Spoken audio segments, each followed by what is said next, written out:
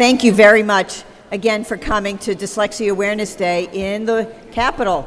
My name is Assemblymember Jo Anne Simon, and I'm one of the co-sponsors of this event, along with State Senator John Brooks, who's over there. He's going to be addressing you as well as a number of other legislators who are very close to this issue. Senator David Carlucci, Senator Robert Jackson, Assemblymember Robert Carroll, Assemblymember Harvey Epstein, and yes, good, and Senator Zellner Myrie. And if they're not here now, they will be stopping by at some point to give you greetings and to participate in today's event.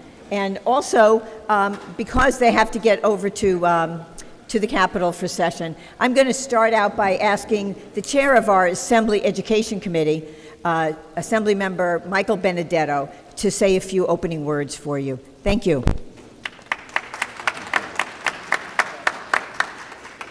Good morning, ladies and gentlemen, and more importantly, boys and girls. Boys and girls, how you doing today, okay? You had a nice trip up this morning? You're still sleeping, aren't you? Yeah, I know. I know the feeling well. Listen, we welcome you all to Albany. You guys are here. You're acting as advocates for an extremely important issue. It's an issue that, for too long, has been overlooked in Albany. It really has, and we'll admit that. Okay, people are slowly, like you, waking up. We're slowly waking up here in Albany about the importance of dyslexia and what it means for education, and how important it is to have screening at an early age. I'm talking pre-K, I'm talking kindergarten, first grade. Every child in the state of New York should be screened.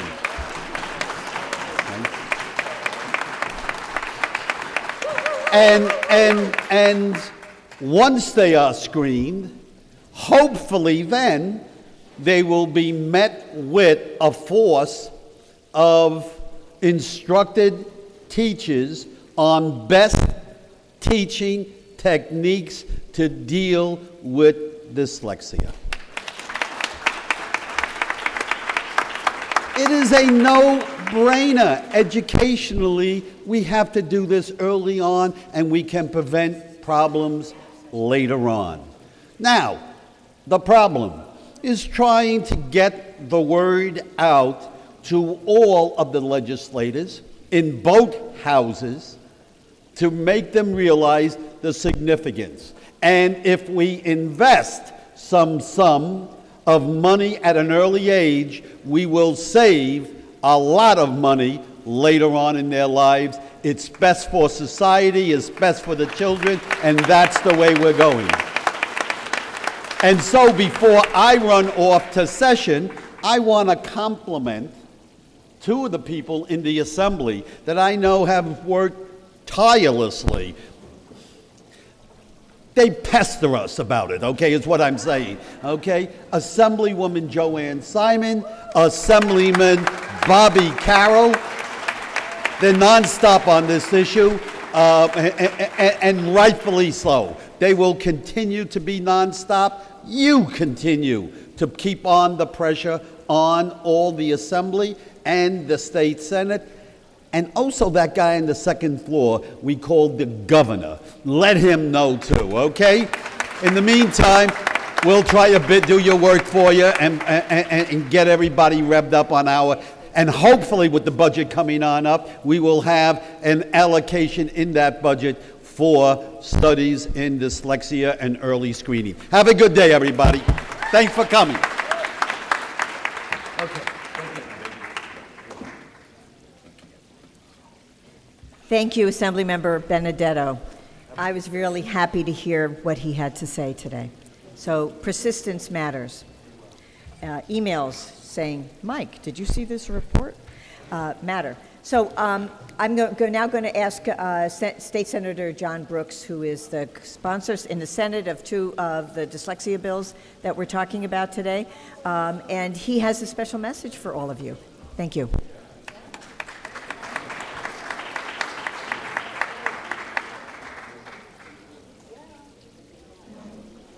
Good morning, everyone.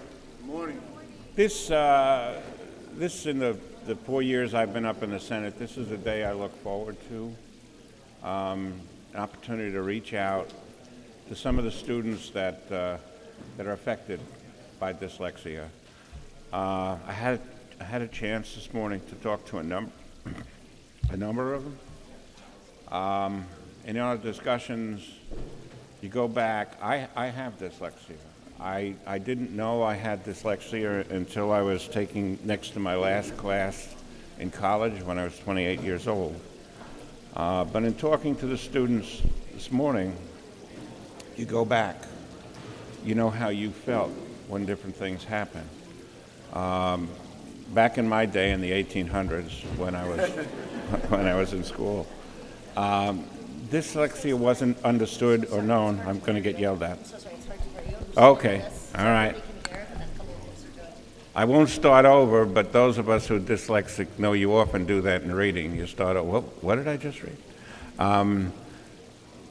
But, you know, growing up and being in a situation where you weren't quite sure why you couldn't do certain things, you felt that there was something wrong, but you didn't know what it was. Now, I told some students, some of the folks I talked to this morning, when I was younger, we used to travel a lot. I come from the town of Seaford, small town, but every single town we went through always had something about Seaford, always. I never understood that until I understood the problem that I had, and I realized every time I saw seafood, I thought it was Seaford. You know, I talked this morning with some of the students, and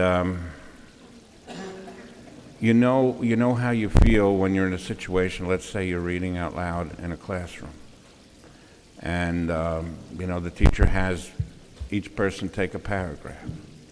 So when you're dyslexic, you count how many people are in front of you, and then you go to that paragraph and you try to remember it, memorize it. And what always happens is there's one student in that group that's got a cold that day and can't read. And you wasted all your time practicing on the paragraph you're not going to read. I know when there was a spelling bee, you knew just to sit down because you had no business being that spelling bee because you didn't understand what was happening. I had a teacher in elementary school. His name was Cecil Fuller. And he knew I had a problem, but he wasn't sure what it was. He thought it was a spelling problem. There was a book out at the time, 6 Minutes to Perfect Spelling. And he had me come in early each day to work with me, and we weren't getting too far. And I remember there was a day when we had to read out loud, and I did a horrific job with what I had to read.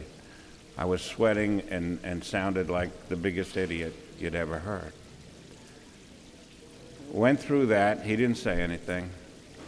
The rest of the people read. We got done. He made me stand up, and he went through a whole bunch of mathematical problems with me to do. And we went on for quite a long time. And then he called on the kid that I thought was probably the smartest kid in the class, and after 3, he made a mistake and sat down. And he didn't say another word. But he sent a message to the class. He's not as stupid as he reads. One of the things I tried to talk to the kids today is, yeah, dyslexia is a problem. Without question. It really, among other things, it undermines your confidence. It hides your intelligence. Like I said, I went through school and didn't know I was dyslexic. I just couldn't read well, couldn't spell. The kids I talk to today know where they are. And we're desperately trying to get assistance to students with dyslexia. It's something we have to do. What is sad in perhaps a large number of cases, the student ability and actual capabilities are hidden by his dyslexia or her dyslexia, and maybe they went down a wrong path in life. So, you know, there's a saying or an expression that sometimes you're judged by the company you keep, right? We've all heard that. Some of you have heard about somebody by the name of Albert Einstein, General Patton, George Washington, Thomas Jefferson, John Kennedy, Thomas Edison. They're all dyslexic. That's the company you guys keep. That's the capabilities that you have. Yes, you have a problem reading and spelling. I said to the students that I talked to this morning, 2 things are not going to happen in your life. You're never going to win a spelling bee, and you don't want to be a proofreader as your occupation. Beyond that, you're capable of anything. The people that I mentioned, all were dyslexic, all made significant accomplishments. We gather right now in this room in a building complex that was designed and built for, not physically designed, but planned by Nelson Rockefeller, former governor of the state of New York, someone who was dyslexic. I learned something from Governor Rockefeller over the years. I didn't know why I had the problem, but some people who are dyslexic cannot remember names.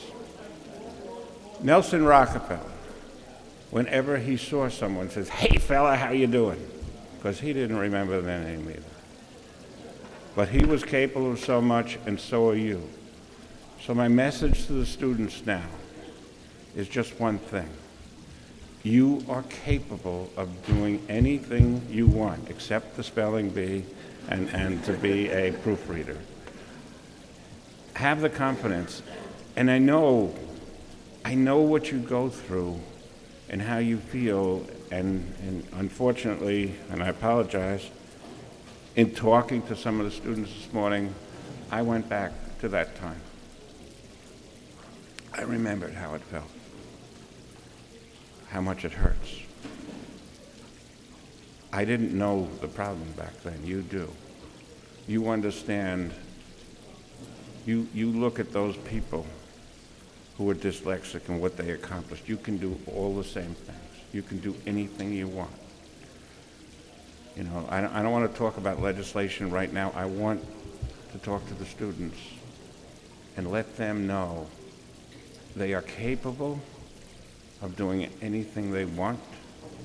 When they're struggling through a paper, writing a program, trying to remember how to spell a given word, do the best you can. That's not how you're going to be judged in life. You're going to be judged by your accomplishments. You can accomplish anything you want in life. If your teacher or someone else doesn't understand your problem, let them know.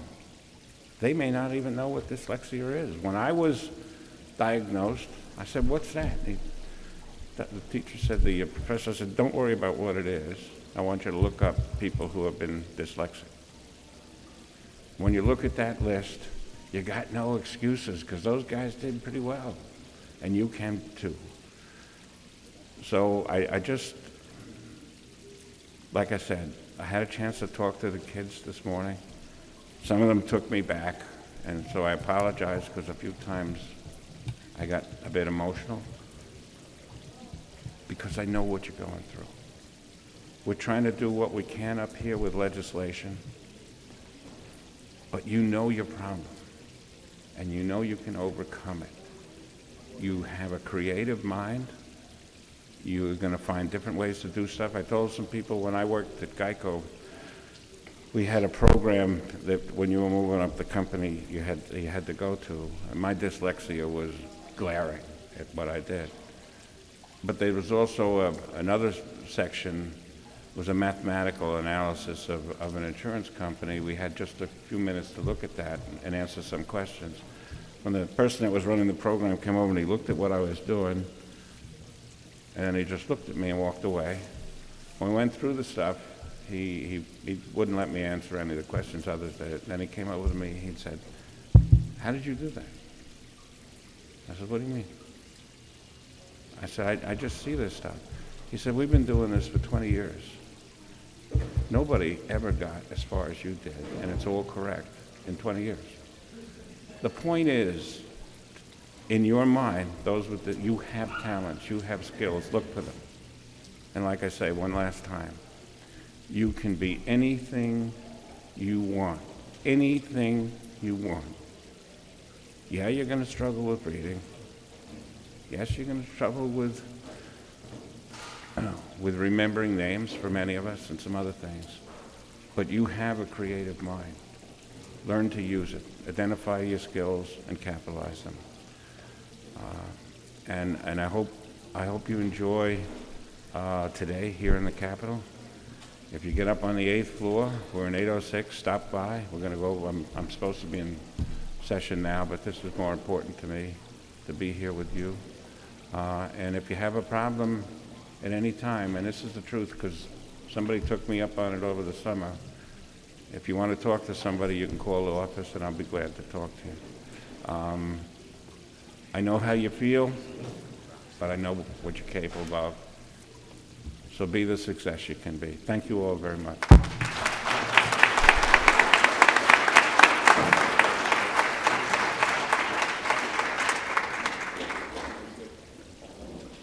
Thank you all. I know that it's going to get more exciting, but there are so many legislators who want to speak to you.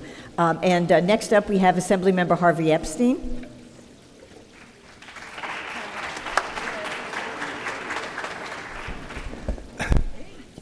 Good morning, everyone. Good morning. Morning, everyone. Good morning. I know there's some kids out there. Good morning.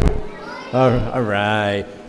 My name is Harvey Epstein. I represent the east side of Manhattan.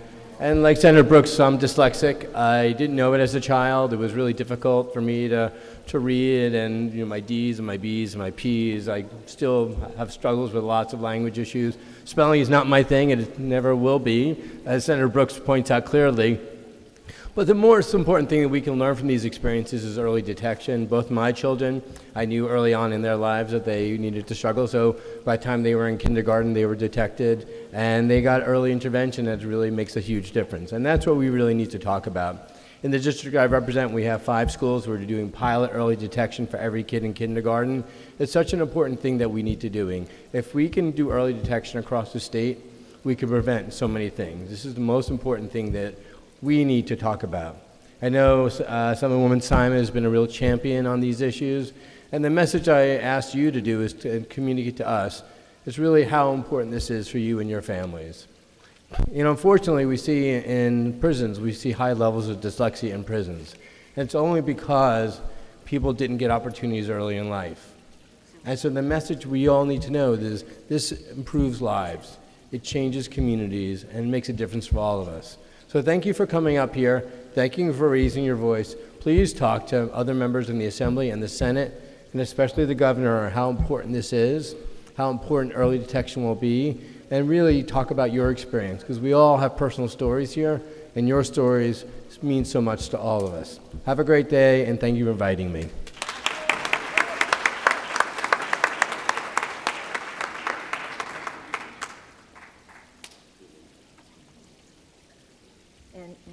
Next, Senator Robert Jackson would like to say a few words of welcome as well.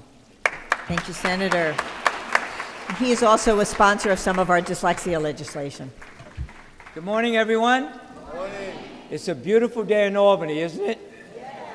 Well, I am very, very pleased to be here, to be an activist in making sure that all of the schools, public, private, it doesn't matter, have the resources in order to teach and educate educators how to recognize dyslexia, and then to be able to recommend the students and their parents and administrators for appropriate action so that every child, no matter who you are, whether you're black, white, Latino, Asian, red, green, or blue, whether you're rich or you're poor, to have the opportunity to be able to deal with your issue of being dyslexic. And I say that as a parent activist, someone that is involved in my children's education, and I don't know whether or not my middle daughter, who is now 39 years young and a math specialist in Virginia, I don't know if she was dyslexic. But what I do know is that my wife and I felt that she was not performing at the level that she should have, in our opinion. And mind you, we were not educators, so we had her tested. And the bottom line is that the experts said that she's a normal child.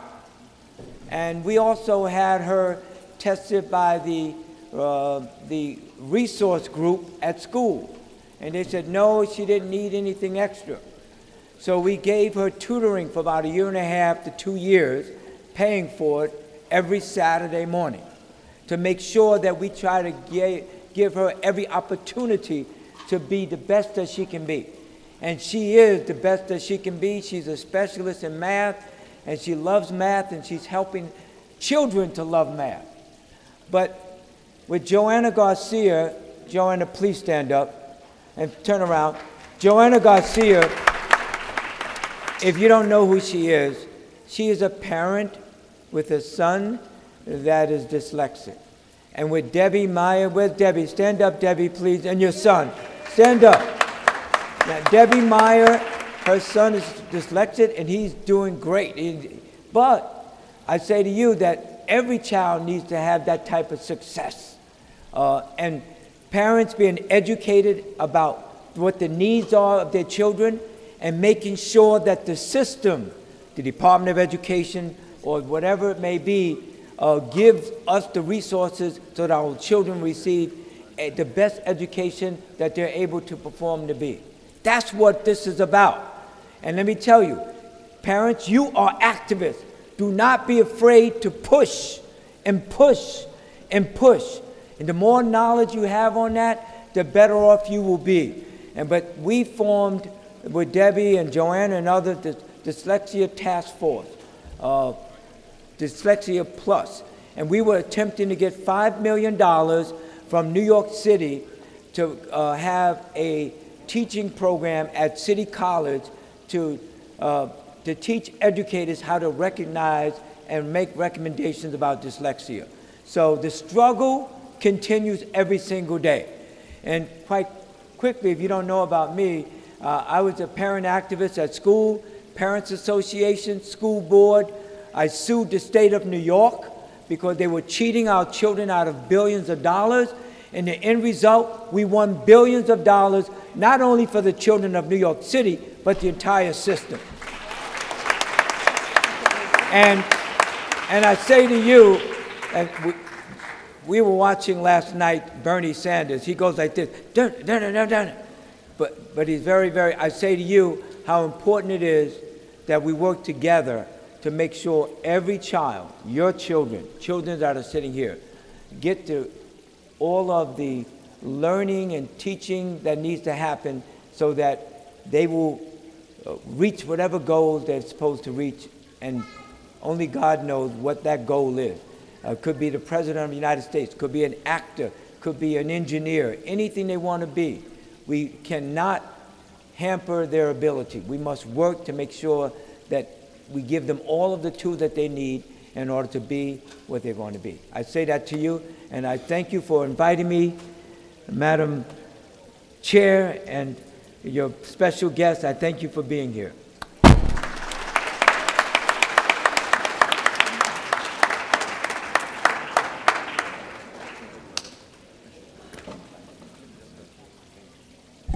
So we're lucky to have so many legislators that are interested and are knowledgeable about this issue. Next up we have Assemblymember Robert Carroll, who many of you may have met. He's a very forceful advocate on dyslexia issues and the Assembly sponsor of a couple of the bills along with Senator Jackson, and he's going to bring you some greetings as well. Thank you, Assemblymember.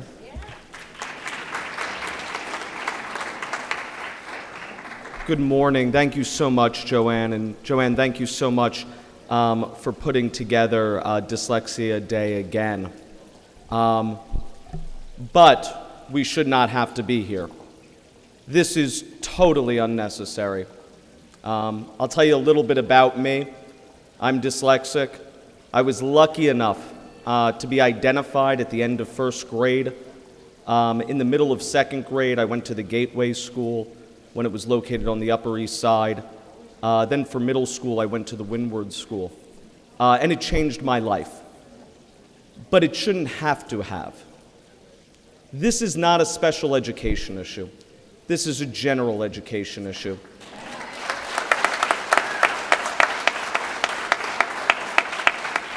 "73% of 8th graders in New York City public schools read at below a proficient level. And the reason they read at below a proficient level is because we have bad instruction, we have no identification. It is absolutely absurd. Neurodiversity exists, dyslexia exists, but it is not, in a true sense of the word, a disability. It is something that needs to be identified and remediated, and it can be. And it is an absolute travesty that there are not more individuals like myself. I was so fortunate. I was so lucky. And I was fortunate and I was lucky because I had affluent parents. I had astute teachers. People thought it didn't make sense that this very talkative, white, middle-class kid couldn't read at the end of first grade. If those things, if those privileges I did not have, I would not have been identified, and I would not be reading, and I would not be writing. Reading, writing are not upper order skills. It is ridiculous that there is not 100% literacy in all of our schools by 5th grade. And people who want to deny the science of reading, they're climate deniers. That's what they are. They're climate deniers. Reading doesn't happen through osmosis. There are all of these middle-class tropes.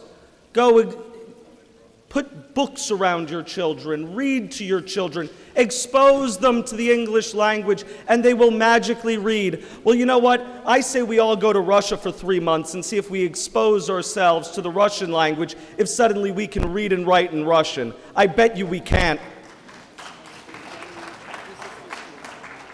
It is ridiculous. To all the boys and girls who are here today, I want to say a couple of things. First, there's nothing wrong with you. Absolutely nothing. Dyslexic people have just as many strengths and weaknesses as everyone else. But one thing that you have that is so much stronger than that is that you will have perseverance. And let me tell you something, it's great to be underestimated.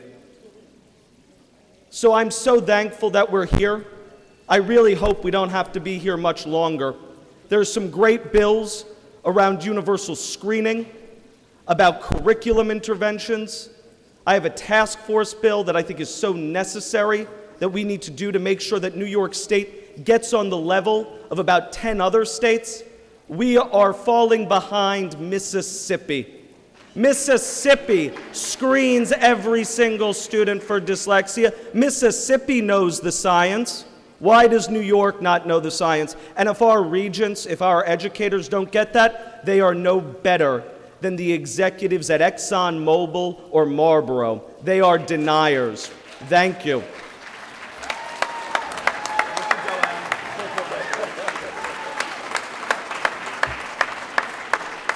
Woo, woo, woo. Okay, well, so there we have it.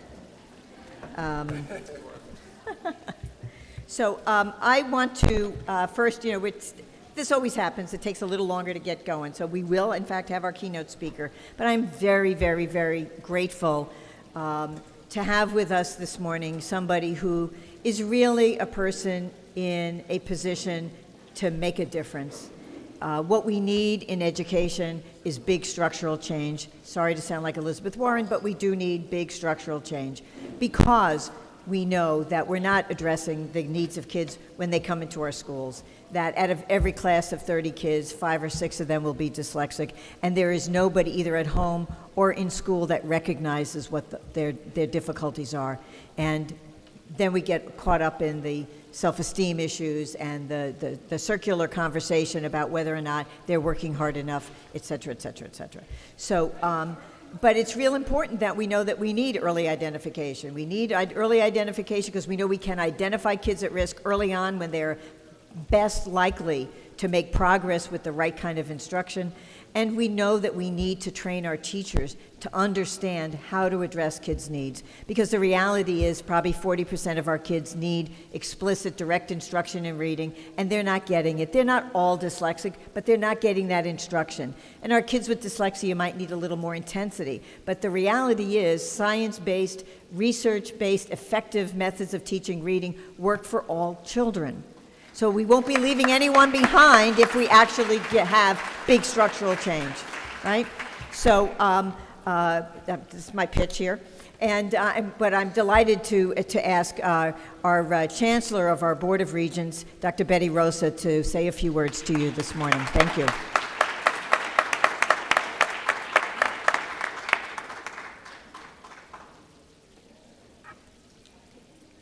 Good morning, everyone. I want to echo, before I just give you a few words, I want to echo what Assemblywoman Jo Anne Simon said. Good teaching is good teaching for everyone. And I think these are the kinds of skills, one of the things that I think we're working on the Board of Regents, and some of you may be following, I write a column every other month for On Board. Some of you may have been reading it. And the column is about rethinking graduation. And I believe that in this process of educating kids, there are two anchors. Our anchor of early childhood, which is where the foundation of all the issues that we're going to grapple with exist. And then the anchor of graduation, that we prepare our students for civic learning, we prepare them for what I call college and career. And so these two anchors, along with having a foundation on social, emotional, mental health issues as part of the fabric of schooling and teaching our kids. And one of our key points in rethinking graduation is the idea to focus on creative minds. It's just one of the things is that we have come to in our educational field, and my background is special education. So I tend to look at this a little bit differently since I've been a teacher in citywide programs. I was a high school teacher, middle school teacher, high school teacher, principal, along with somebody that has had to struggle from a different perspective coming here at the age of 9 and not speaking a language. And people thinking that my sense of intelligence, as Senator Brooks said, was hidden by the fact that I didn't speak the English language. So that pain of that journey always stays with you no matter what. So for me, as the Chancellor of the Board of Regents, actually grounds me in knowing that we have to rethink education, our educational system, and how we deliver this educational system so that it's inclusive and so that it addresses the needs of all children.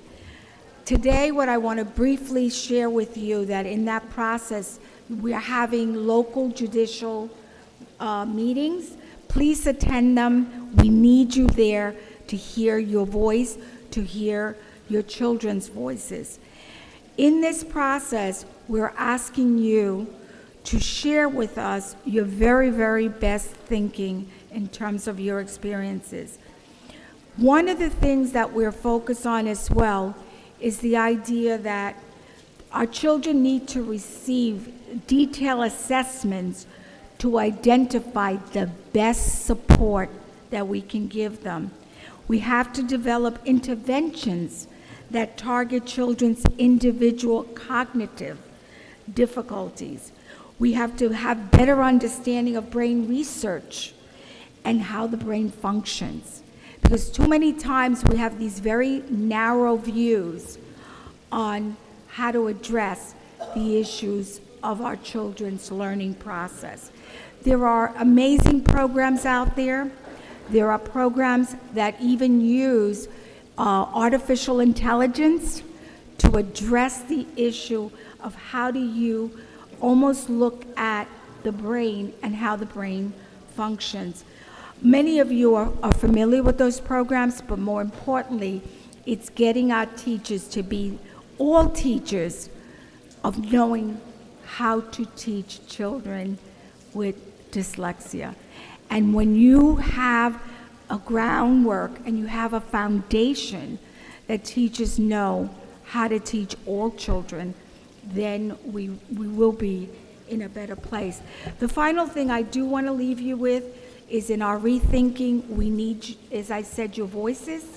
We need your representation, because as we go down the path of reestablishing not only our standards, our teaching, but more importantly, what graduation looks like, we need to make sure that your children are part of this journey and that your children's voices are counted.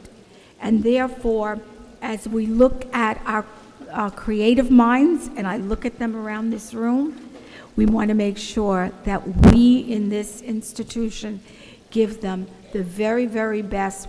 We are absolutely responsible for giving them, to make sure that they can fulfill their dream and their aspirations. God bless you all.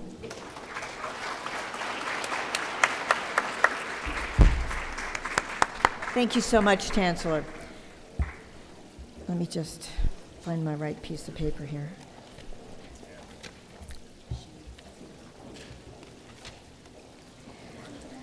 My staff gave me a piece of paper to help me with my introduction, and of course now I can't find it. Does anybody remember the time, what's her name, who's now on TV, said, "Where's page 10? I'm dating myself, but anyway, I don't have page 10, so I'll have to wing it.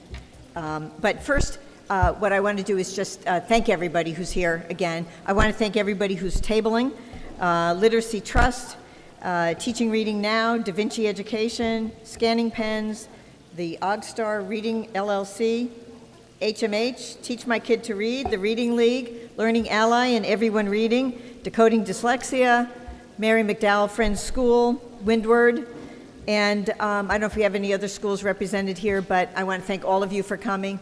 I want to thank my staff. Susanna Pasquantonio is my chief of staff. Jesse is my community liaison. They work in my Brooklyn office and are here for the day. And then Joanne Van Slyke, who's the other Joanne, who's here, and many of you have spoken with. So now we're getting to the big ticket, which is obviously not me. And that is, we're joined today by actor and producer Ameer Baraka. Now, some of you may not be more or less familiar with his story, but he really started out as a young man in difficult circumstances, growing up in New Orleans, poor, did not have a family structure that was supportive, He struggled with dyslexia but didn't know he was dyslexic and just thought he was stupid. And he was told that by many people, and ended up getting in trouble with the law. And when he was incarcerated, he was working with a GED instructor who figured out that he was dyslexic. And identifying that changed his life. And he can, of course, will tell you much more about this, but I was so impressed when I heard his testimony before the US Senate. And it just struck me that this was the story of so many people. We know that dyslexia is underdiagnosed in every community, but we also know that it is far more underdiagnosed, and even when it's diagnosed, the resources available are far less in communities of color. We know that it is much harder for people who are not people of means to get legal help in order to address those issues. It's just so much harder for parents who don't have money, who don't have the education themselves, perhaps, to know how to advocate for their children. So we need to address this issue at so many levels, but it is just such an important issue for communities of color in a somewhat different way, and we know that it feeds the school-to-prison pipeline, right? And we don't want any of our students to be part of the school-to-prison pipeline. We want to give them the best education they can have. We want to have education equity. We want them to know what they can do to feel successful and to learn. A couple of years ago, we had a young girl who was up here from a district upstate, and she was like 12 or 13, and she was practically in tears talking about how much she just wanted to learn, and her teachers didn't know what to do. And she was just overcome with emotion and just had to sit down. But that story repeats itself throughout our state, throughout our country. And New York really can be a leader in changing this. Right now, New York State, when you look at the studies of teacher preparation, we are like number 4 in the country. We should not be there, right? We know how to do this. We know what the science of reading is telling us. We can make the change. It's on us if we don't. And I want to thank all of you for helping those of us who are in a position to make change, to continue to make that change so that we change that and we're not the 4th from the bottom, but we're 4th from the top, or maybe even the top in the future. So I'm going to, we'll be quiet now, and I will welcome Ameer Baraka to address you today. Thank you.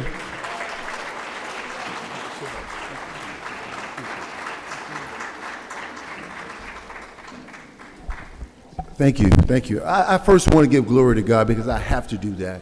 I have to, and as you listen to my testimony, then you'll understand why. I also want to thank Ms. Jo Anne and the rest of the Assembly people and the senators who came before me and spoke about this issue that is plaguing this nation.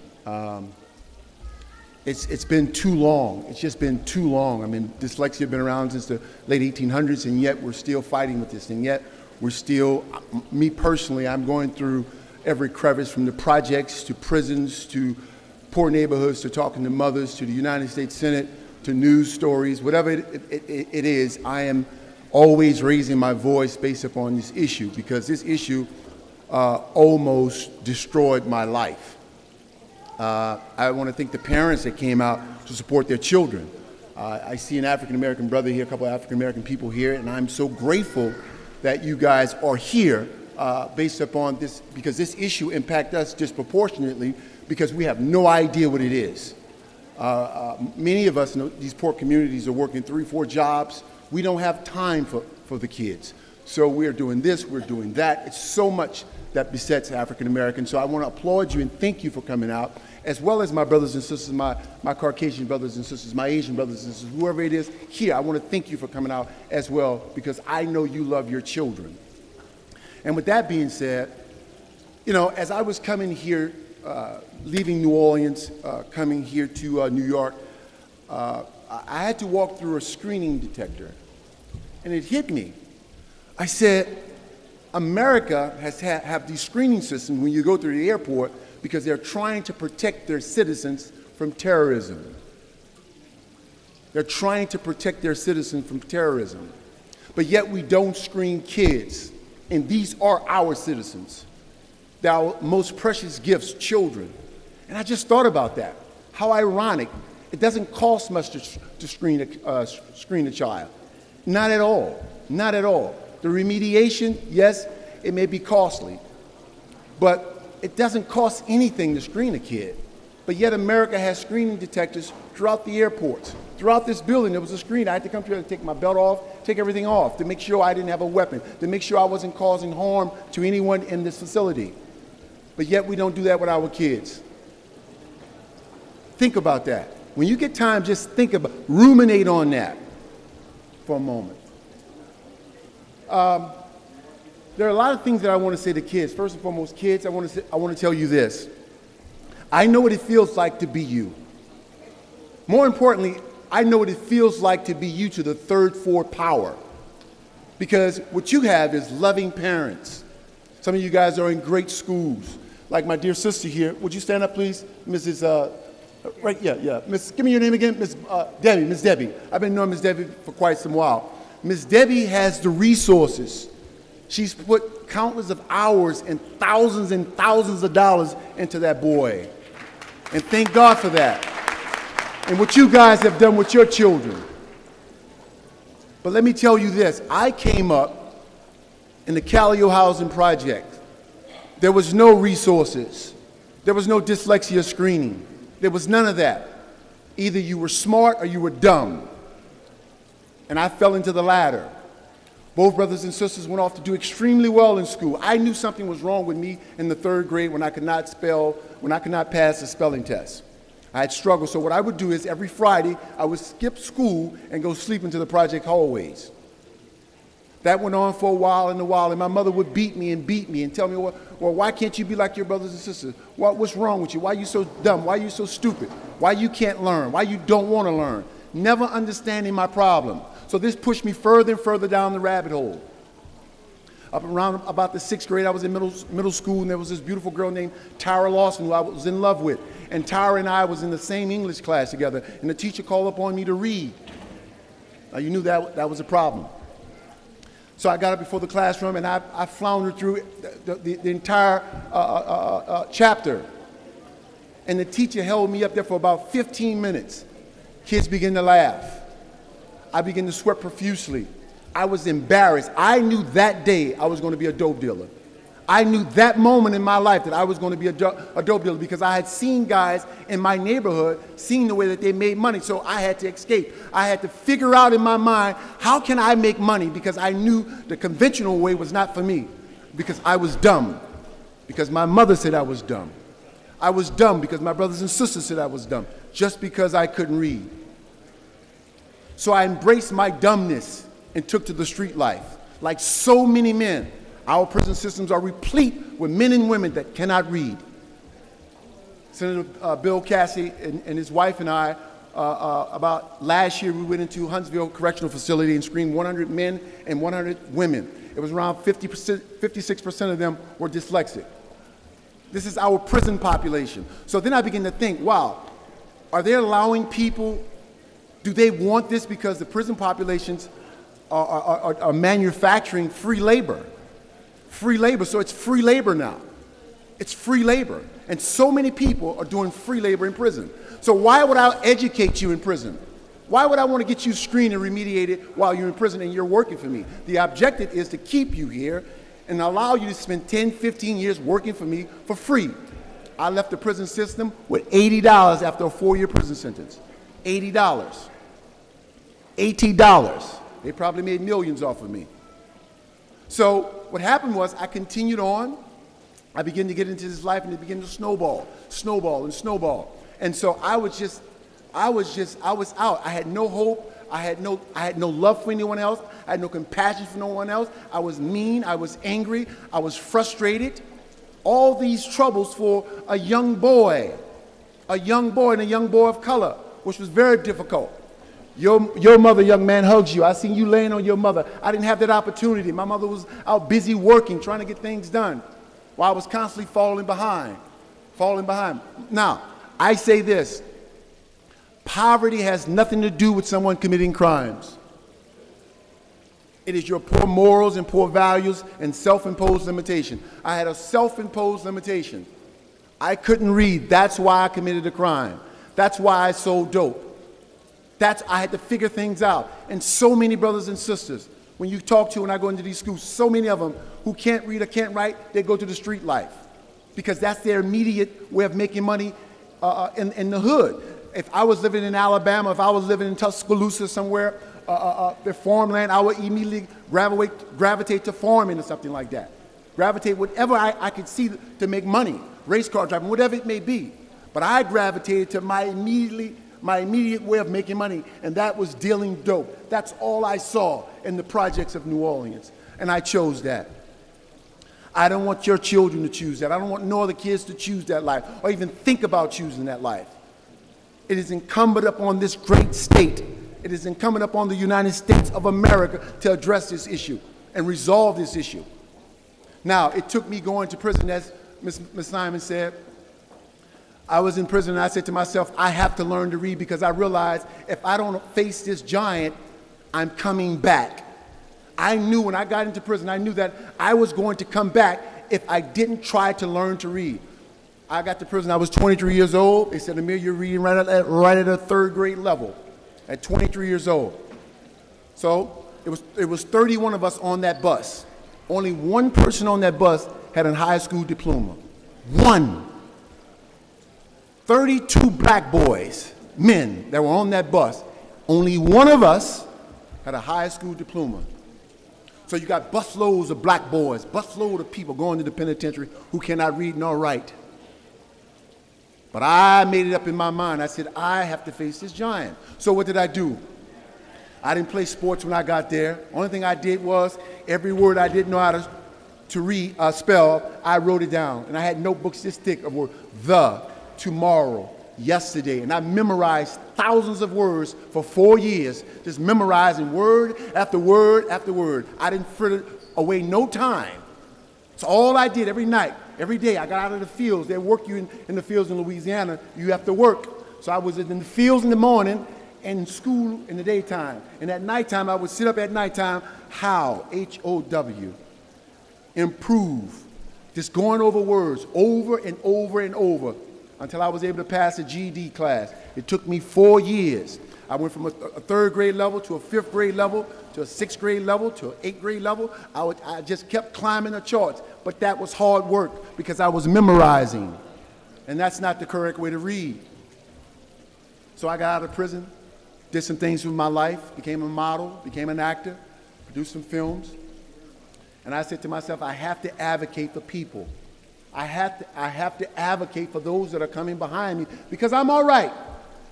I'm investing in houses. I do well, but I'm concerned about the next generation. That's why I'm here. I'm not here for myself. I'm here for your children. I'm here to raise a voice for that boy, that young girl. That's why I'm here. And it is a shame that this great nation, with all its powerful resources, we brag on our strong military, but our poor educational system. We brag on our strong military, but our poor educational system. What about our poor educational system? It doesn't matter. This country is falling through the cracks because we're falling behind. We're falling behind. We're falling behind. And it doesn't mean only blacks now. Whites are falling behind. We're just falling behind. We're falling behind. We have a problem in this nation. And this woman has put her life on the line behind disabilities. Up until it was 3 years ago, I went to the United States Senate and a gentleman told me, I'm trying to condense this story because I don't have all day. A gentleman told me, he said, listen to me, I want to teach you how to read. I said, you can't teach me how to read, sir. I said, I know how to read. He said, you don't know how to read, you know how to memorize words. And it dawned on me. I said, you're absolutely right. He said, if you want to learn to read, call me, and it's going to be free. So for the first time in my life, now I attained my GED while in school, and I tell you, once I want to say this, once I began to learn to read, I felt really good about myself. I knew that I wasn't going back to prison because I learned to read.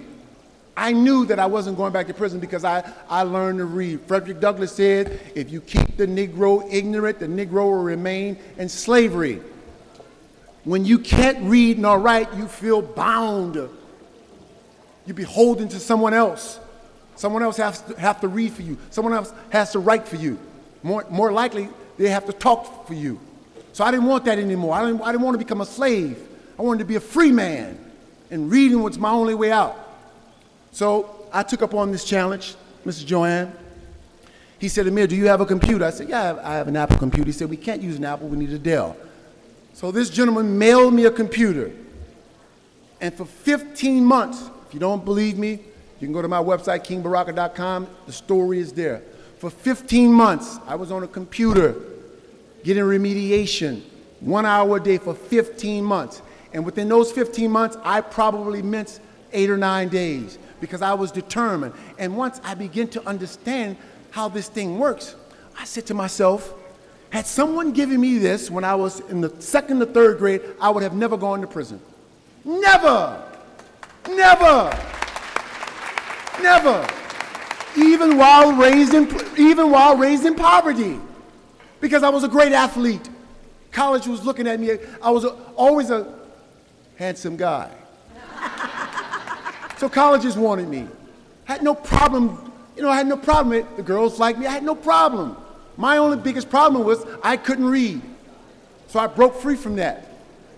And today, tomorrow, and forevermore until I die, I will stand in every hall, every project, every prison, and every school saying we must screen and remediate, use the best practices that we can for our kids so our kids won't end up like me. Thank you guys. God bless you. And in closing, thank you. I want to say this to parents that are here. Your children will be okay. I see my young brother got my book in his hand. Thank you, man. I appreciate that. Your children are going to be fine because they have you. You're so blessed. Young kids, you're so blessed to have your parents sitting next to you. You're so blessed to have your parents advocating for you, fighting for you. You're so blessed. Don't minimize that because there's so many children, parents are not sitting next to them. You're so fortunate. Your children will never go to prison. Not how you parents are.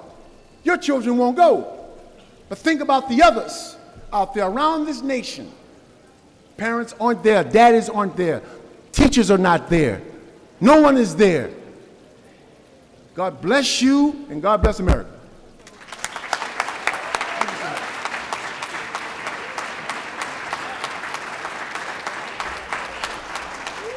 Thank you.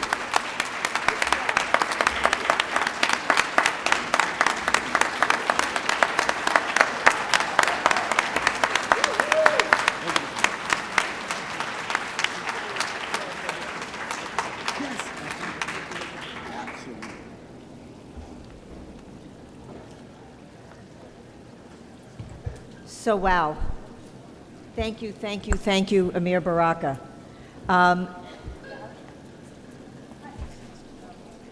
It's so compelling.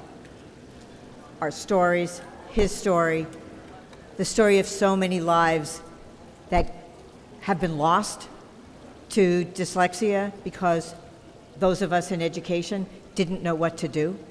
And we really, this is about saving lives and about freedom. It just is. It is the social justice issue of our time. Absolutely. Because reading sets you free like nothing else. Education sets you free like nothing else. We have a couple things we want to do. Are you looking at me for a reason? No. Okay, I didn't forget anything. Okay, sorry. The staff, they look at you like, and I'm like, what is that? Okay. So a couple things. One is Ameer mentioned, and I know a lot of you know Debbie Meyer, who's here with her son. Debbie is one of those parents that was able to help provide for her kid. But she's also one of those people that helps others. And that is part of what we're about today, too, which is not just how important it is to help our kids, but it's how important it is to be an advocate for other people's kids, for other kids who really need those services, who may not have a parent who understands, may not have access to education, may not have a school district that is paying attention. And so Debbie is one of those people. So I want to give her a little shout out and thank her for all of her advocacy. A couple of years ago, she said to me, you know, we're going to have this program. We're going to do it up at City College. I don't know anybody who can come and speak. And I said, why don't you call Ameer Baraka, right? And she did. So Debbie is also somebody who will call anybody, right? And that's what we need, is moms and advocates who will call anybody to tell that story. So thank you, Debbie. The next thing we're going to do is, according to our schedule here, we're going to have a dyslexia discussion and speak out, and Ameer and I will be leading that. But first, some of you may have seen this article. It's called "Two Boys with the Same Disability Tried to Get Help. The rich student got it quickly, the poor student did not." So this is an article. It was in USA Today. It's very long. It's an excellent, excellent article. And it really tells a story about social justice and education inequity in our state. And so I'm just so happy that we have both boys here today with us, right? We have Isaac Rosenthal, and we have Landon Rodriguez, who's here with his mentor. And I'm going to ask them to come up and talk to me for a little bit, and talk to you for a little bit. Landon, you want to join us up here? Yeah, come on.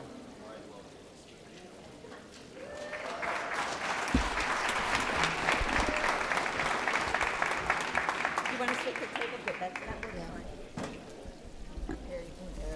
I didn't know if that would be like to share. Thank you. So this is Isaac, right? Isaac, you're what, 14? Yeah. Great. And this is, yeah, sure. This is Rakim, who is Landon's mentor, and he is going to just sit next to him because he's been working with him very closely as well. And then Landon, what, you're 9? Is that right? No, 10? Okay, so Landon is now 10. We are just so happy to have you here. Thank you so much for coming and for being willing to talk with us today. And I just have a quick question because, you know, you're 14 and you're 10, so you have difference in ages, and you have difference in the school district you live in, right? Different neighborhoods. But you were both written about. This is like an 11-page article. Like nobody's ever written an 11-page article about me. I just want you to know that. So you guys are rock stars, both of you. And what was it like? Tell me a little bit about what it was like to have a reporter want to talk to you about your dyslexia. Either one of you. Isaac, you want to go first? You're older. And his hair is not green anymore. I wasn't too surprised by it, especially because of what my mom's been doing recently. So she just told me, you're doing this, or do you want to do this? And I said, okay, and it happened. I wasn't too shocked by it, and I was glad it did happen. Great.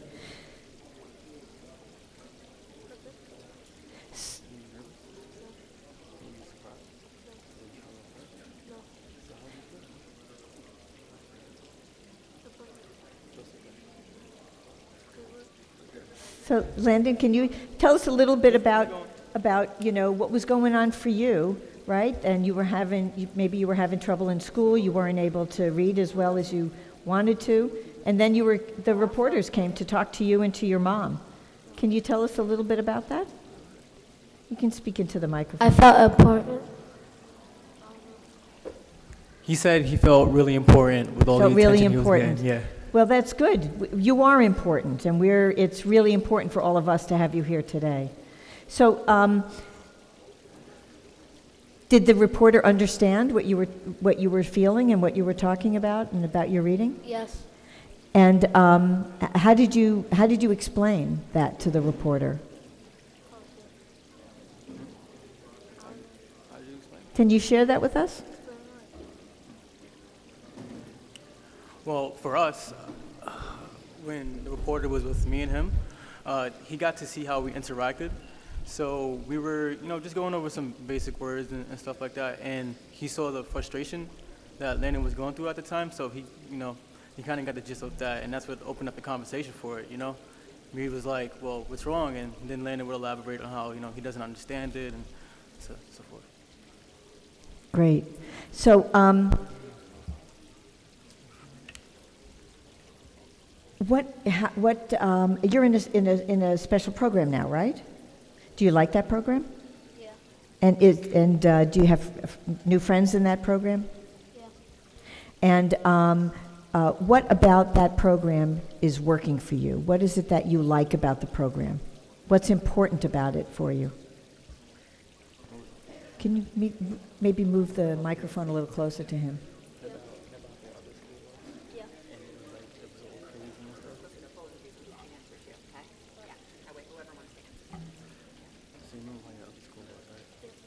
Landon's a little shy. Tell them how it was last week. Go ahead.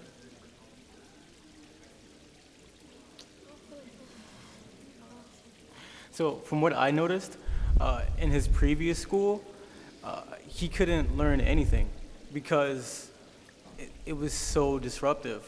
I would try to help him whatever way I could, and he would just tell me, well, I can't learn, it's too loud. You know, because yes, he needs attention, but he's in a class with everyone who needs the same, you know, and that's not fair for a teacher to have to deal with that.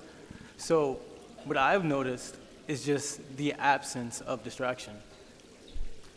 Okay, so that's because it's a smaller class size, and there are more teachers in the room? Exactly. More, and do other students have a mentor like you? No. No? Oh. In his program? Wait, what's he say? Do other kids have mentors in your school? No. Okay.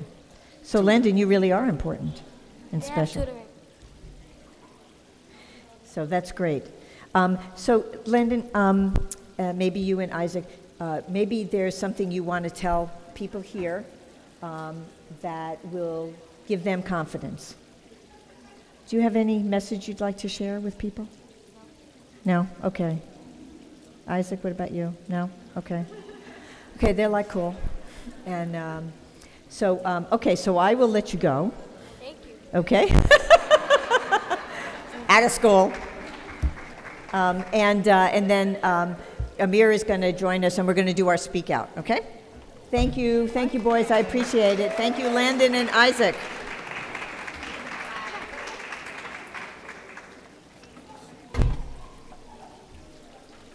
And for those of you who are going to be visiting with your elected officials, we have a handout of talking points on the different bills, just so you know, in case it's not on the table. Okay.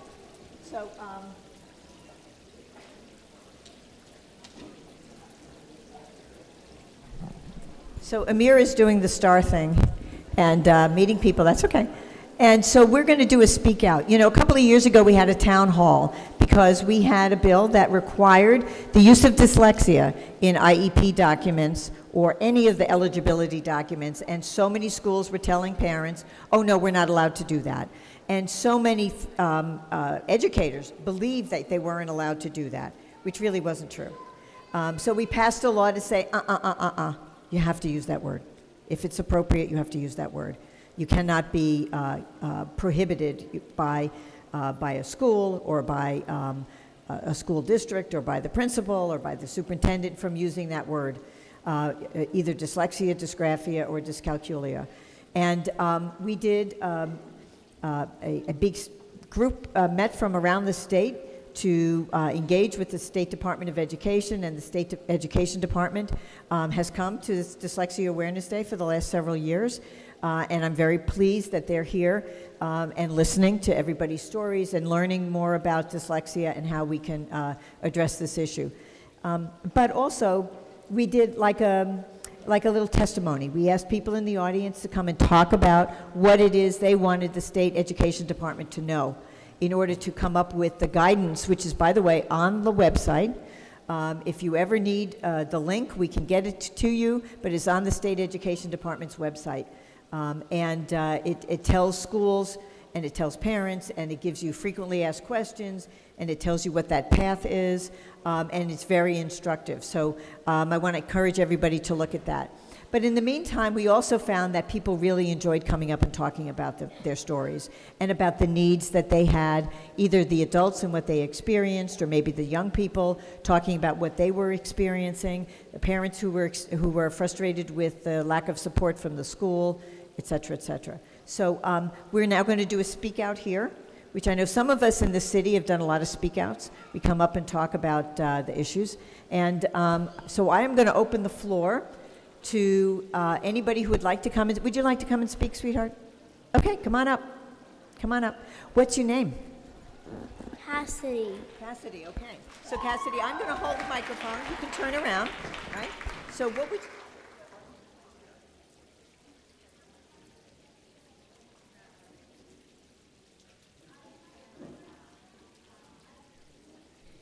Go ahead, say it again. I hit the button by mistake. Sorry about that. I have dyslexia and I came from Brooklyn. And I made a poster and it says, "Make the world a better place." Make the world a better place. Thank you. Thank you, Cassidy. Where in Brooklyn do you live? On Washington Avenue. On Washington Avenue, okay. I know where Washington Avenue is. Thank you, Cassidy. Okay. Dyslexia is the gift of feeling different. I can read your t-shirt, so you can tell us all about it. Hi, my name is Joey, and I have dyslexia. I'm 10 years old, and I'm in 5th grade at Babylon Memorial Grade School. I was diagnosed with dyslexia 4 years ago, just before I started 2nd grade. There are 6 bills that should be passed that will help other kids with dyslexia. The first bill will help kids get diagnosed in kindergarten, and it is very important to screen kids for dyslexia early so that they get help sooner. I didn't know I had dyslexia until I was in kindergarten and 1st grade, or until I was in 2nd grade. I struggled in kindergarten and 1st grade, and I struggled learning my sight words, copying words, and writing words in my notebook. I wrote letters backwards, and it was very difficult for me to read. I remember asking my mom one night, "Why can't I read books like my friends?" I thought I was stupid because I couldn't read like them. Now that I am diagnosed with dyslexia, I get the help I need. I have a teacher that teaches my brain the right way, and school is easier for me. That's why you should pass the other bill too. Then all my teachers will understand what dyslexia is and can really help my brain learn the right way. Thank you for listening to me. I hope we can make these real laws in New York, and so that all kids with dyslexia get help sooner. Thank you, Joey. Thank you. Hi, how are you? Good, how are you? Hello, my name is Patrick Darcy. I'm 12 years old in the 7th grade at Kellenberg Memorial. I was diagnosed with dyslexia in 3rd grade. At my old school, I did not get the right help, and I felt left behind in most of my classes. I struggled with reading and writing. I was always told I would catch up, but I never did. I felt frustrated because I could not keep up with the kids in my grade, and I felt stupid. Even though the school said that I would catch up, my parents got me evaluated outside of school, and I found out I was dyslexic. I was confused when I found out because I did not know what it meant. Once we knew I was dyslexic, my parents found people that were trained to help kids with dyslexia. They got me a private tutor and helped me read and write. They also found me an awesome camp to go to for kids with dyslexia. Camp made me feel so happy because I was around other kids with dyslexia. They had a similar experience as I did. I went from feeling confused and frustrated to feeling happy. For the first time, I was learning the way I needed to learn to be successful. I was no longer felt stupid, but instead realizing how special I was to be dyslexic. Going to camp changed my life. If I hadn't gone to camp to meet my tutor, Tim, I would not be able to attend the school I go to today. I worked with Tim before school on reading and writing and phonics. Tim really helped change my life. I wish I found out I was dyslexic in kindergarten when I first started struggling in school, and that my old school could have taught me to read and write the way Tim and my camp had been teaching me. You have the opportunity to help other kids like me, the kids less fortunate than those parents who can't get them tutors outside of school, to identify dyslexia at an early age, to have kids learn and to be trained from trained teachers.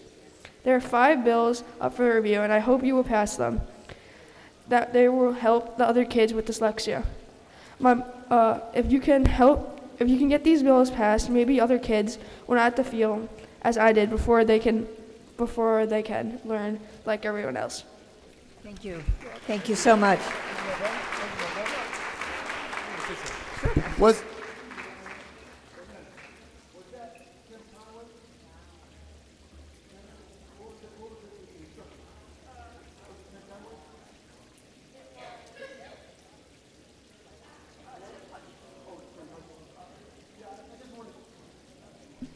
Yeah, I just wanted to say that Tim Conway from the NOW program was the one that gave me the remediation that I need. So, good, big love for the Tims.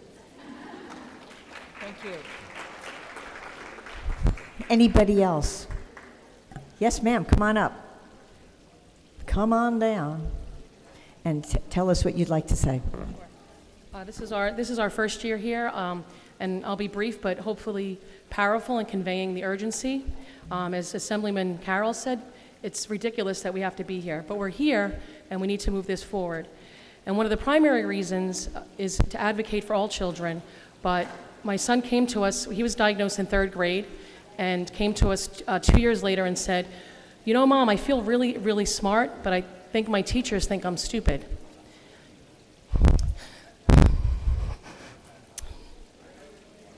And if I was told one more time by his teachers that he just doesn't pay attention, I think I'll lose my marbles. So what it is, it's not so much the lack of education on dyslexia, although that's a large component. It is the vast myth and misunderstanding. And perception is powerful. And how teachers perceive dyslexia and how it manifests in the students' learning is really a crisis. And it's important that we understand how, not just literacy, but across all content areas. We've watched our son, a vibrant, laid-back, humorous, inventive, creative child over the last 4 years become nervous, uncertain. He's capable. You are all capable. I applaud the 2 boys who just spoke and your courage. You are capable. You have the desire and you have the right to access the curriculum just like every other peer in your school. And it should not be allocated to people who can afford what are basic human rights. So please, we are behind on this. I think everyone that's here today is in support of this. I just hope we can reach wherever we can send this video to the people who need to get on board, educate all of our lawmakers, all of our school leaders, educate teachers, and let's at least please get a dialogue and a conversation other than within the dyslexia community. And I really hope that we can really start shifting our thinking and move this forward. And thank you to Assemblyman Carroll and Senator Brooks who've been a support to us. Thank you. Thank you. Yes, come on up.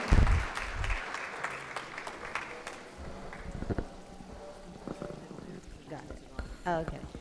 Well, good morning, everyone. I just actually want to speak on the behalf of the teacher. This June will be my 28th year as a public school teacher, and I am very, very proud of that. But what brings me here today, But what brings me here today is my practice and my love for a need. When I started teaching years ago, about 20 years ago, I had a little boy in my class, social studies. This is 8th grade, and I teach social studies, and before that, most of the students were doing fine. This one particular kid, and he gave me permission to use his name when speaking about this, so it's okay. So Mark couldn't read, or I didn't know that at the time. I just know that he was not participating in class and didn't do his work, and eventually I figured out that he was having trouble reading. I immediately went to the school social worker and the case manager, and one of them said to me, "You teach social studies, you worry about that. You don't teach language arts, let the language arts teacher worry." And I said, it didn't sit well with me. I knew that I could not worksheet this kid into learning. I knew it, and I remembered my experience in 2nd grade with the word island. I remember it was a spelling word, and before that had always been phonetically taught. But this word island, I-S-L-A-N-D, made no sense that it should be pronounced that way. So I knew there had to be a science in how the brain thinks about how letters come together. I understood that. So with that, I had to go back to school and pay money, but that's all right. It's worth it. But I had to go back to school and learn dyslexia and learn reading. And it actually made me a powerful teacher. But I will say to you that in my building, I feel like I'm the Superman of reading. Anybody have a problem? Come see me. It's a true story, I swear. About 5 years ago, a teacher comes to me, Miss Connors, little boy can't read. Can you help him? Of course I can help him. Where is he? You know, that's my attitude. Little boy comes to my class, sits down, takes a look. Now, I have pictures of my kids all over my classroom. He goes, that's my father. The little boy, Mark, his son is Chris. I ended up teaching Chris. I don't know how the universe works to put that grace to me, give it to me, but to be able to help that child to know what to do was powerful, or it is powerful. So this bill, what I'll say to you is teachers don't know what they don't know, right? They go to school, they learn, we're getting an education, and we're powerful, and we feel good about our content, but we don't know what we don't know. But when we do learn, we're good. So I'm happy to see everyone here. Thank you. Thank you. Okay, I think we have another taker. Come on up. 1, 2, 3, 4, all of them. Come on up.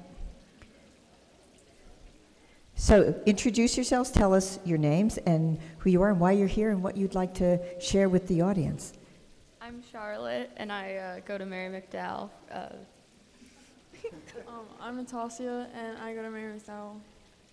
I'm Leanne Block, I go to Mary McDowell. I'm Max Gingold, and I go to Mary McDowell. So here we have the Mary McDowell kids. So thank you all for coming. I know there are other students here from your school. So why don't I pass this to you? I will suggest do not press right in the middle here, because then you turn it off. I've done that 3 times already. Maybe you can just pass the microphone down, and you can each say what you'd like to say. Okay? When I was in 4th grade, I finally learned that I had dyslexia and ADHD. And throughout my time before I found this out, I struggled a lot in school.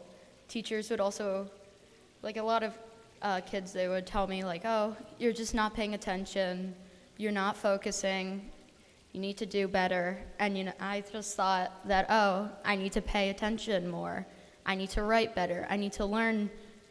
And it never worked. The countless hours I sat on the kitchen counter writing and reading and trying so hard, and it didn't click. And then finally I got tested, and I found out I have ADHD and I have dyslexia.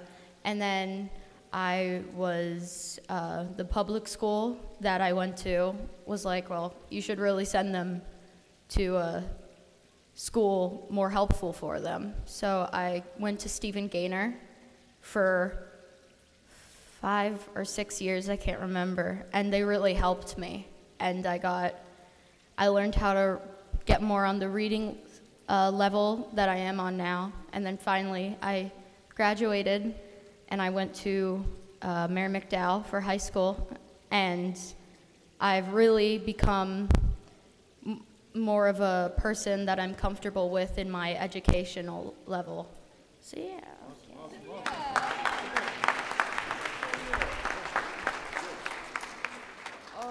In 7th grade, I found out that I have learning disabilities. I don't have dyslexia. A little closer to your mouth. Oh, I'm sorry.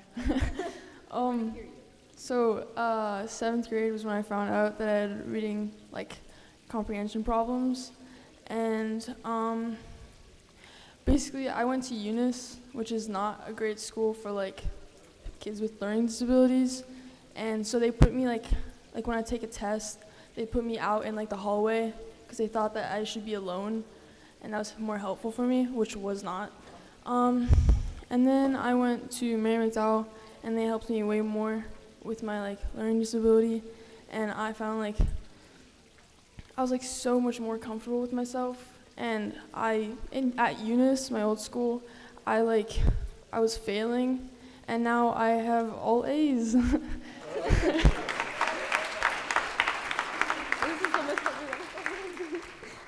Hi.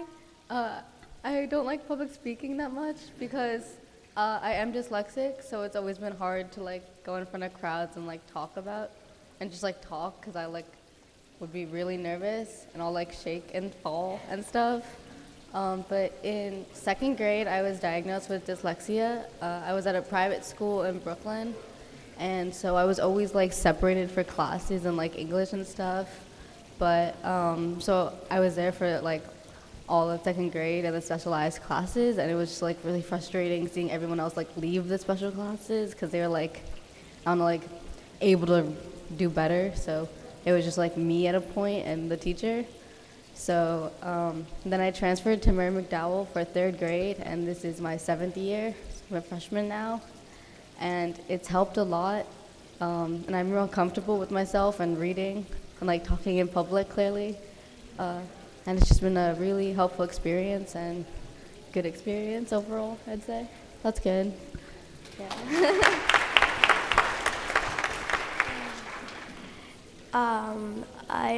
In 1st grade, my name's Max. In 1st grade, I was diagnosed with dyslexia, and like I didn't really know anything was wrong with me, but I kind of did, because like there was like reading times in school. So like they'd make you like read. I would just like look through the pictures or like just stare at it for 40 minutes or whatever. That was uncomfortable. That was kindergarten, 1st grade. Then they put me in the CIT class in 1st grade. And that helped, but it didn't help significantly. So when I got diagnosed, the year later in 2nd grade, I switched to Stephen Gaynor, where there they used like more decoding strategies, and that helped me learn to read, and so I was able to read. And then I graduated, and now I'm at Mary McDowell.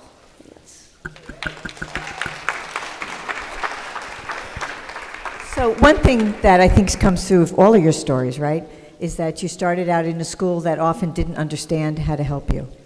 And some of you may have struggled a little bit longer, but you also felt that you were excluded from other classes with other students. Sometimes our students need to take a test in a separate room because it's quiet, especially if they do have attention issues. So you did have trouble paying attention, but it's because you had ADHD, not because you were a bad kid, right? Mostly put into the troubled classes. Okay, put in the troubled classes. And that's exactly what we need to stop doing, right? Because it's not helping a student to put her in the troubled classes. It's not helping students to exclude them so they're taking tests in the hallway, or they're there alone with the teacher because the other students are off doing something else. So there are so many levels at which the school systems initially failed you. And what rescued you was going to a school with highly specialized teachers in a specialized environment that knew how to address your issues. And what we would like to have is that if we need more of those schools like that we have more of them. We just started one on Staten Island, which is a charter school. We helped with that, and they're a great school. And Staten Island is good because it's kind of bite-sized. You know, they don't have 2.6 million people like Brooklyn does. In Brooklyn, we would need many more of those schools, but we do need more schools, and we need teachers who are better trained and administrators who are better trained to incorporate our students in general education, because we should really not need specialized schools. We should be able to address the issues that students have in general education by teachers who know how to address their needs. So thank you so much for sharing your stories. I don't know, did you want to have any reflection, Ameer? I just wanted to say it takes a lot of confidence for you guys to come up and say that, and I think you guys are going to do really, really well. Your self-esteem is there, and I just love that about you. Thank you. Thank you for coming and sharing. Okay.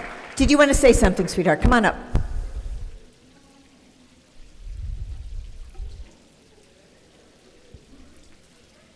And you can tell us your name and what you would like to share with the audience. Hello, my name is Derek Barnes. and I've been at Mary McDowell for 10 years. I was very lucky to get diagnosed with ADD at the age of 4, because I always used to move around in classes when I was in pre-K. But one thing, I always knew the answers to all the questions when we have any comprehension, which is very good. And so when I went to like a normal school for like a year, I was always behind in reading, math, and all of those subjects. So I asked my mom, am I dumb? And she was like, no, you just learn differently from other kids. And I went to Mary McDowell, and where's Jim? Jim, over there. He taught me something very well, and something that still sticks with me. He said, I'm not academically challenged. I'm an academic that learns differently from other kids. Thank you. Thank you. Thank you. Great job. Thank you so much. Yes, come on up from the Reading League. Good morning. My name is Joreen Cook. I'm here on multiple levels. I'm here as a parent of a child with dyslexia, and we came to the first Dyslexia Day now 5 years ago, and I was sitting in your seats very frantic. I stressed all the time about how best to help my kid who goes to public school. I'm also a public school educator, and so I thought I had the inside track being an educator, and found that that was not so helpful. And lo and behold, at the same time, my partner in crime over here, Dr. Maria Murray, happened to be my son's tutor and our game changer, so thank you. So one of the things we want to talk about is how schools and school systems can help students, and the reality is they don't know.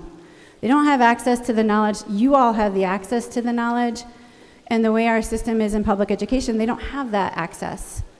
And it's not a knowledge problem, it's an access problem. And so these bills we want to come into play to help us move this forward for all students.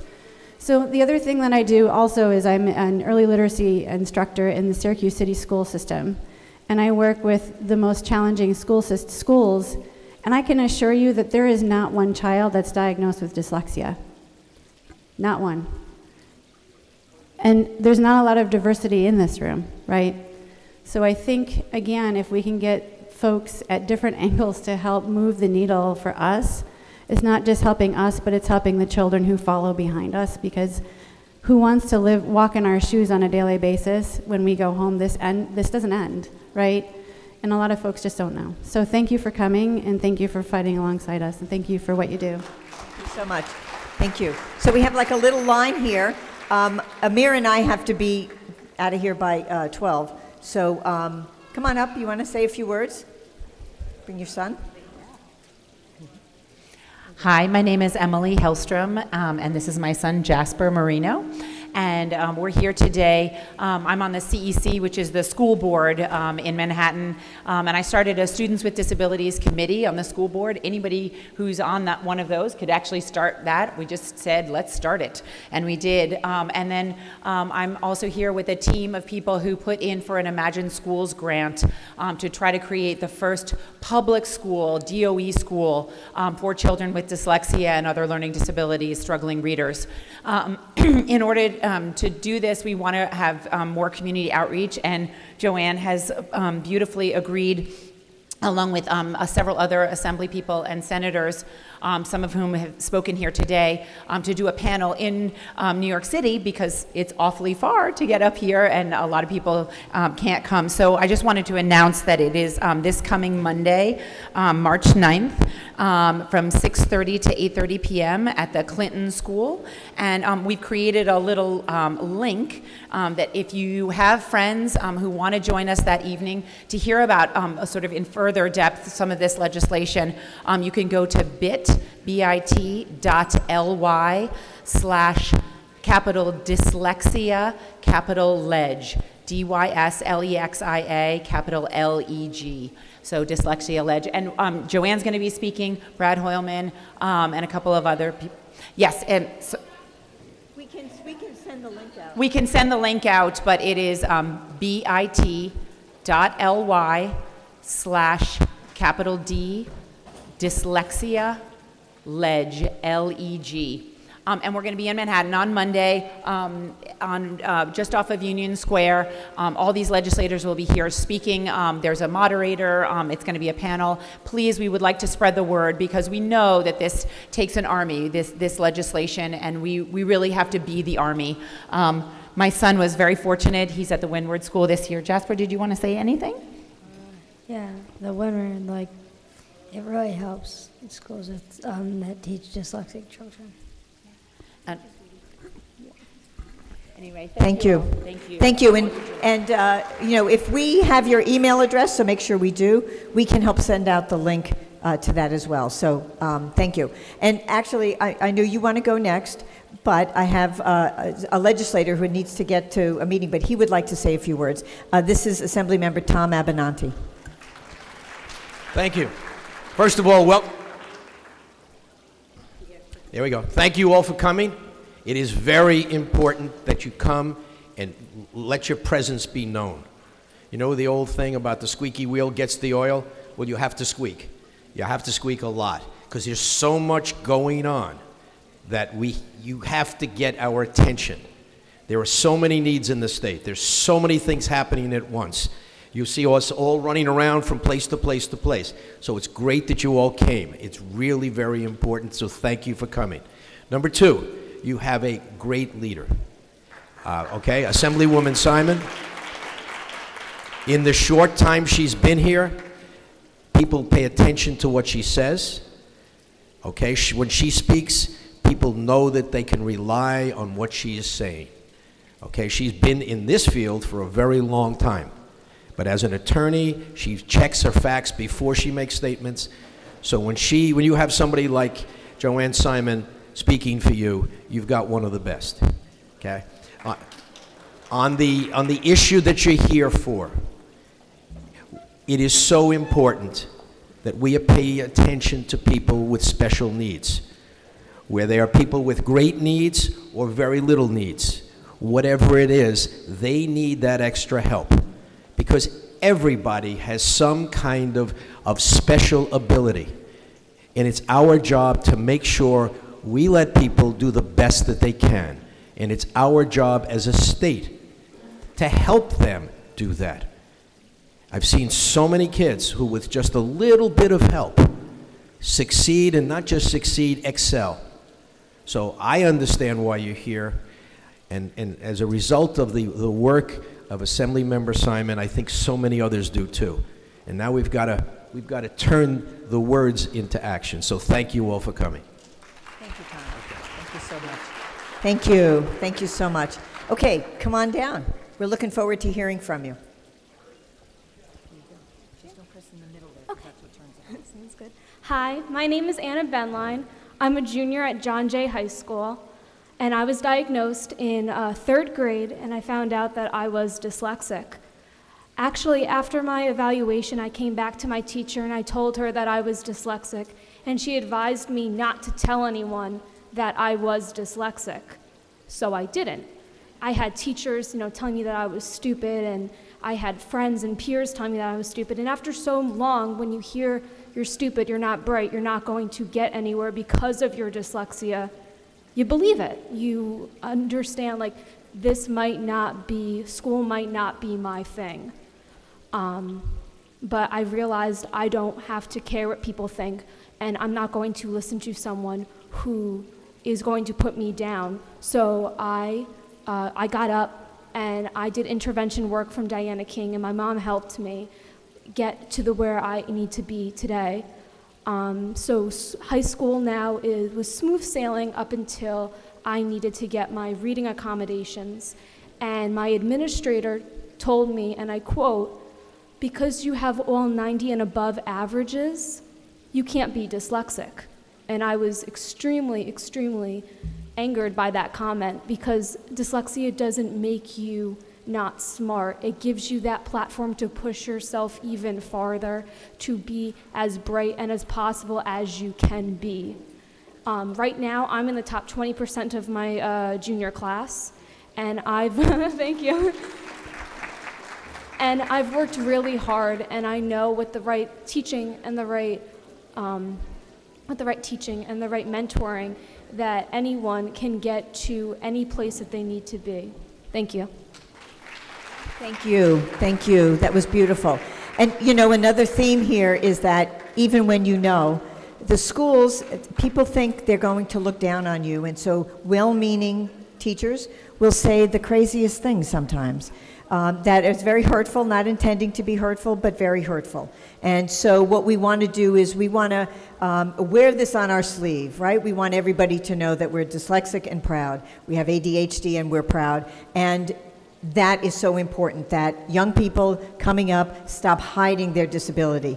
A former congressman once said to me, who had dyslexia in his family, he said it's a lot like alcoholism. The family tries to hide it, and we need to not be doing that anymore, because we're not going to be able to get our needs known if people don't know that we need them, right? So I'm going to interrupt just another second, because we're joined by State Senator Betty Little, who has been serving in the legislature for many years. I'm not going to tell anybody how many years, but she would like to say a few words of welcome as well. Here you go, Senator. Thank you, and thank you very much for being here. So, I was a teacher. I'm a mother of 6 children. I was a 19-year stay-at-home mom. And my 5th child, Carolyn, had a different way of reading. And I can remember sitting reading with her, and she would say, Mom and I went shopping. And I'd say, no, Carolyn, read what the book says. My mother and I went to the store. So, you know, even as a teacher then, dyslexia was like some unknown thing that maybe you had, maybe you didn't have. Had her tested. She was tested as being someone who had visual perception difficulty, and she would outgrow it. So she had tutors, and we did all the things we could do. She failed the biology regents and went to a tutor, and the tutor said she knows the biology cold, she can't read the questions correctly. So, unfortunately, teacher, you know, thinking I'm doing the right things, she went on. She actually packed up and went to Australia for her first year in college at the age of, turned 18 over there, came back, did well, and looking back, she did well because they were only taking 12 credits, and she was studying in a group all the time in her dorm, which wasn't happening at home. You know, you try to study with her and all of that, but, and then she did a year of volunteer. She graduated in Villanova, and I can still remember someone saying to me, where's Carolyn now? And I said, oh, she's at Villanova. And she said, how did she ever get in there? So she did. She did, because they couldn't believe anybody her age would have gone to Australia and done as well as she did. She had good marks. She wasn't taking as many credits and all that other stuff. So anyway, she wanted to be a speech therapist, and she knew that she couldn't take the GREs because her total score on her SATs was 830, and that's both together. So she said, you know, Mom, and she was at Plattsburgh, and she was in the prerequisites for speech therapy, and she said, they're doing some testing up here, and I think I ought to get tested. So I said, sure, you know, thinking, why didn't I do this before, I guess? But she got tested, and then she had to have another test. And the paper, which I have saved, said, this young woman's achievement is remarkable in light of her dyslexia and her disability. So a real wake-up call for me that we needed to pay more attention to dyslexia. And everyone learns differently, and I think the way she learned differently is by taping her classes, studying in a group, because what she was reading, the way she was reading it, wasn't exactly what was there. And so she learned that and answered the questions that way, and it was gone. So I admire all of you for being here. I admire our Assemblywoman Jo Anne and everyone who has paid attention to this. This needs to be a regular part of a program that should be identified, and I should have identified it, but nobody was talking about it, and even with all my education background, it wasn't a thing. Carolyn's 44 now, so that's a long time ago. But thank God things have changed, and people like you are really out there making a difference, seeing that this is a known education issue that needs and can be. And there's nothing wrong with anybody. It's just they learn differently, and they're very smart. Just need to read it differently, hear it differently. And Carolyn right now reads all the time, has passed all her national tests, once she understood how she needed to learn. And everybody learns differently, and thank goodness we are recognizing that. So thanks for being here. Thanks for having this day. I love being able to say hello and talk to you, but your advocacy is important. Thank you. Thank you, Senator. Thank you. Okay, come on up, hon. Tell us your name and what you'd like to say. My name is Christopher, and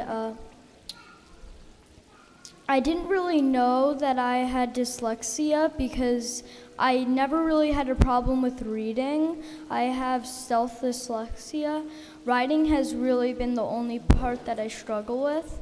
When I was in 3rd grade, I found out that I had ADHD, stealth dyslexia, and dysgraphia, but my teacher always said that just keep your mind open and they will catch on. Did that work? No. So my mom took me to the same tutors that my brother Matthew was going to, Faith Brakowski, and she taught me how to sound out words and spell them correctly, so break them up into syllables so I can spell them chunk by chunk so I can get them right.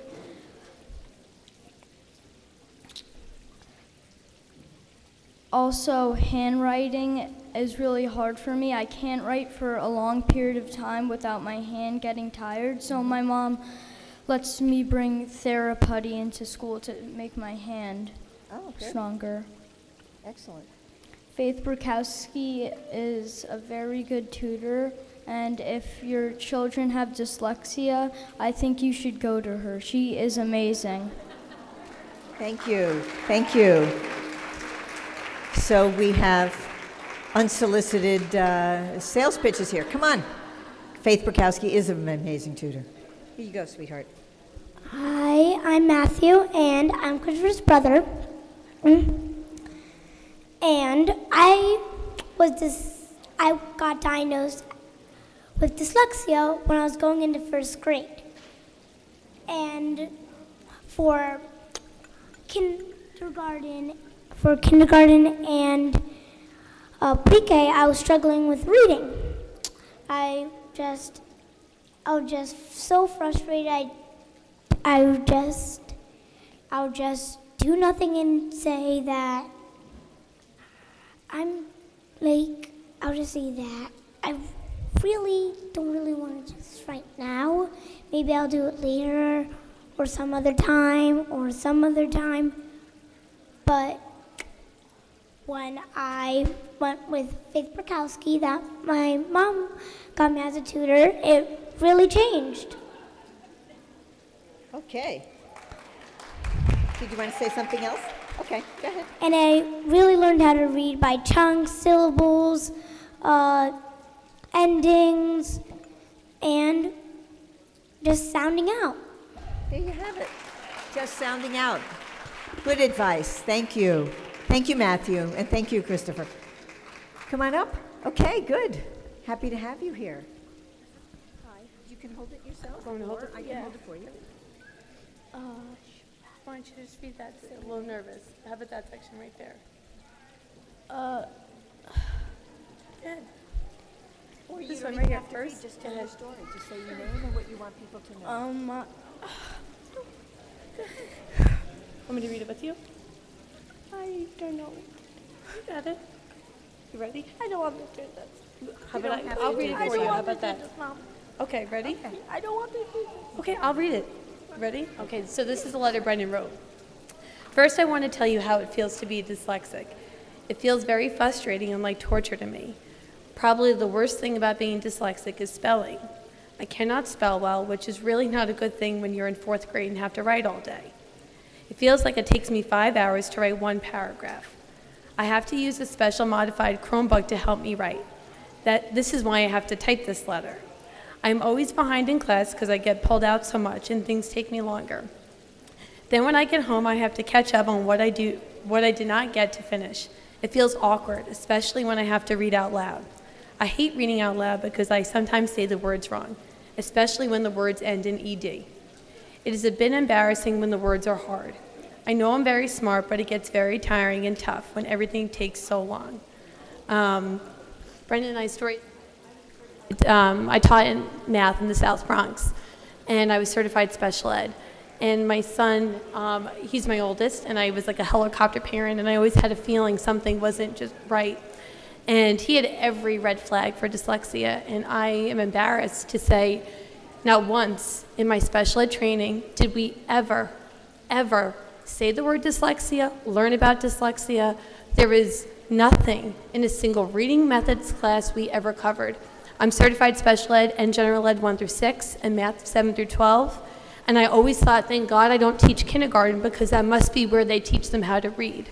Because nowhere in my reading program did we ever learn how to teach kids to read using the science of reading.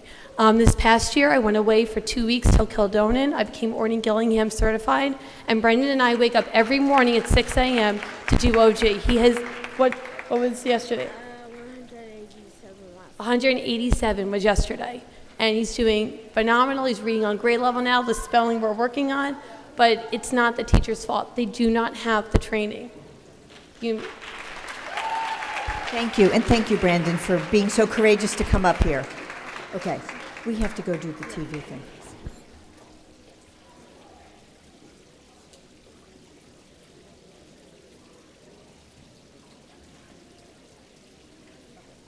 Okay, come on up.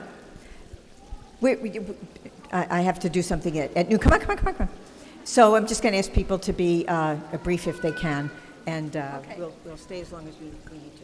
Okay, I'll try to be very brief and just cut me off if I'm not. 2 years ago, I was up here for the first time. I was new to this world, and it was my daughter's gotcha day. That's what I remember, and I heard all these just heartbreaking stories, and really, I usually have nothing more to add, and I'll say that now with all the other families. Our story is absolutely no different. My daughter is a teenager. She has emotional issues. I was up with her all last night, and I blame the schools. And I shouldn't say blame because I'm a very proactive person, and I'm going to get to my program in 1 second so I don't get cut off. But we spent years trying to get her get screened, get a diagnosis, find somebody who could teach her to read. And once she got 6 weeks of OG, Kevin's in the audience here at Camp Dunneback, she went up 3 grade levels in decoding. And my background is in educational publishing. I've consulted on in educational textbooks, and I really thought I had this world down. I didn't, like many of you from the teaching world, but I didn't think that I would be capable of teaching my daughter. I was so beat up by the school district that I was doing some advocacy work here about a year ago, and they said, you need to create some more awareness. And I said, well, we're thinking about it, but nothing fast-tracked. And, make a long story short, we went out strategically to the libraries and said, we're going to start calling individually and then training them on a systems level so they know what their role is in our world, so that when a parent is desperate and just found out that their kid isn't learning to read, or they're getting services and their kids aren't learning to read, the libraries know what the resources are. They know what parents can do if they want to homeschool.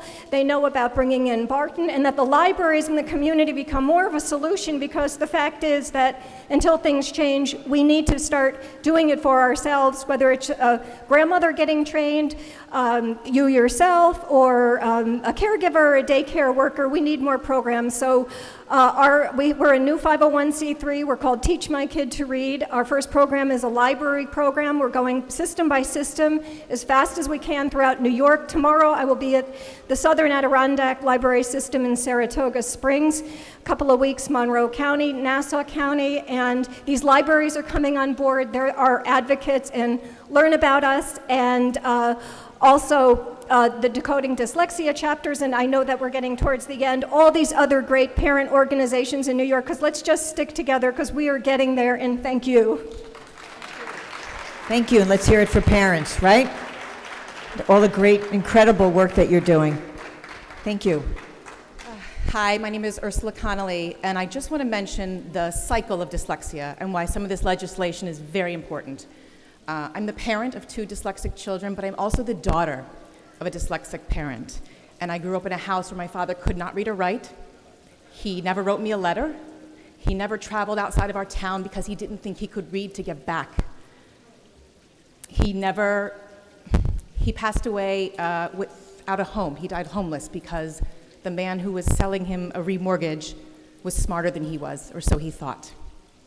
And so when my son came home every day in 2nd grade crying and pulling his hair out and saying, "I'm so stupid," I was able to stop my world, and I had the funds to have him diagnosed, to have him remediated, and to find a school that could educate him. And I am very lucky because I will stop that cycle in my family, but not everyone is, and some of this legislation will help change that cycle in every family.